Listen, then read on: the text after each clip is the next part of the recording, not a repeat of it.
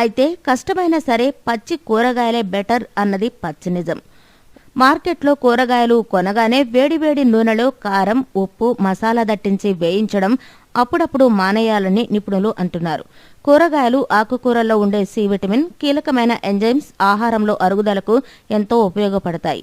అయితే కూరగాయలను వేడి చేస్తే ఇటువంటి పోషకాలు మాయమైపోతాయి. కూరగాయలను వేయించడం ఒకటే మార్గము కాదు, ఇంకో దారి కూడా ఉంది. ఉడకబెట్టండి. అంటే చాలా తక్కువ ఉష్ణోగ్రతతో నీళ్లతో కూరగాయలను చాలా లైట్ స్టీమ్లో వంట చేయాలి. అలాగే కూరగాయలతో వంట చేశాక మిగిలిన నీళ్లలో బోలెడన్ని పోషకాలు ఉంటాయి. ఈ నీళ్లతో మాంసం సూప్ చేసుకోవచ్చు. అలాగే నూడిల్స్లోనూ వండుకోవచ్చు. పచ్చి ఆకుకూరల్లో మైరోసినేజ్ అనే ఎంజైమ్ ఉంటుంది. క్యాన్సర్ కారకాలైన కార్సినోజెన్స్కు ఈ ఎంజైమ్ చెక్ చెబుతుంది.